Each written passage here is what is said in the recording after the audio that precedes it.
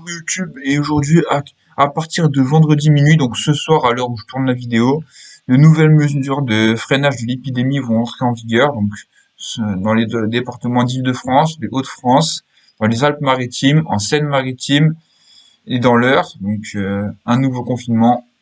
Voilà, le confinement épisode 3, donc c'est carrément une série, hein, on pourrait écrire une série là-dessus, hein, Spielberg, George Lucas, pourquoi pas, hein. Bon, sinon, on va parler des quarts de finale de la Ligue des Champions, donc qui opposeront le Bayern au PSG, le Real à Liverpool, Manchester City à Dortmund et Porto à Chelsea. Donc, on va parler tout d'abord du premier quart de finale, donc le Bayern face à Paris, la revanche de la finale de l'an dernier. J'espère que les Parisiens vont la prendre, hein. Ils ont pris une revanche sur la remontada au huitième de finale.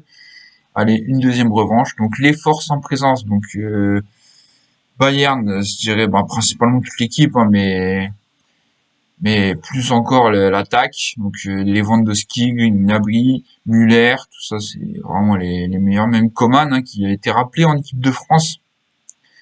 Donc voilà, Coman qui laisse un souvenir amer au Paris Saint-Germain, hein, comparé parce que il y a eu sa tête en finale de l'année dernière. Donc pour le PSG, les forces en présence, c'est bien évidemment la fusée Kylian Mbappé en attaque, auteur d'un triplé donc pour le compte du huitième de finale aller en Ligue des Champions. Navas, qui a notamment arrêté un pénalty face à Messi et Yazice, hein. Yazice, c'est pas rien quand même, un des meilleurs joueurs de la meilleure équipe de France.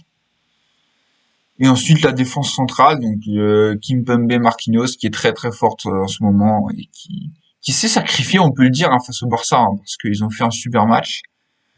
Le deuxième quart opposera le Real Madrid à Liverpool, donc le Real Madrid qui va très très bien en championnat et qui a battu donc l'Atalanta, ouais c'est ça l'Atalanta, en huitième de finale, en huitième de finale tout court de la Ligue des Champions, qui sera opposé à Liverpool, qui lui va beaucoup moins bien en championnat, donc qui compte énormément sur cette Champions League pour sauver sa saison et pour aller en Europe l'année prochaine.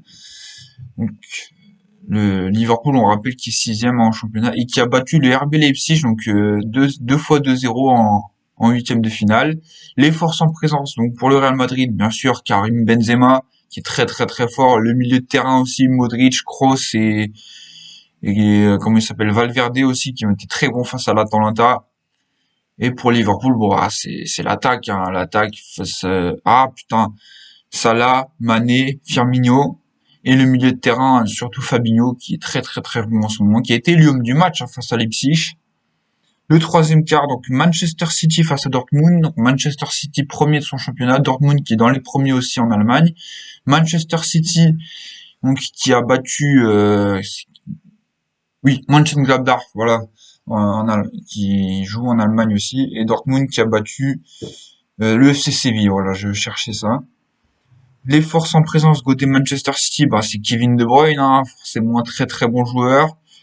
Et côté Dortmund, c'est l'attaque. Franchement, l'attaque, très très bonne attaque. Reus, la fusée Erling Haaland, le cyborg, hein, comme tout le monde l'appelle, hein,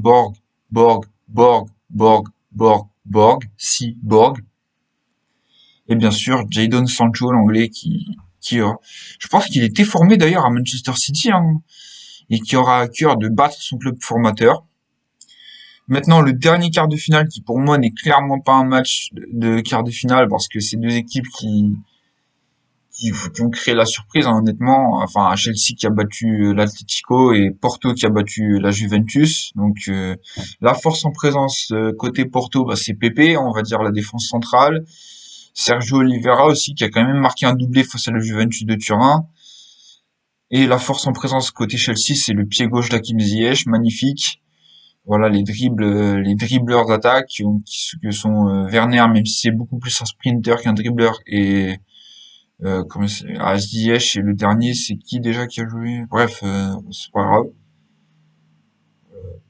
Et à Porto, donc on vient de le dire. Donc voilà, pour moi, donc les pronostics, donc ça me tue un peu de l'admettre parce que je suis supporter français, mais honnêtement, je pense que le Bayern va se qualifier. J'espère me tromper. Real Liverpool, moi je dirais un net avantage quand même pour Liverpool. Enfin non, pour le Real aussi, donc égalité, qui on le rappelle est une revanche de la finale de 2018, hein. La revanche, Manchester City Dortmund, bon là je vois clairement Manchester City vainqueur. Voilà, enfin clairement non, parce que ça va être serré, mais je vois Manchester City vainqueur. Et Porto-Chelsea, moi je vois Chelsea vainqueur. Pour moi c'est le quart de finale le plus déséquilibré. Donc voilà, je mets Chelsea vainqueur. Voilà, dites-moi dans les commentaires qui vous voyez vainqueur. Abonnez-vous, faites partager la chaîne et à la prochaine. Ciao!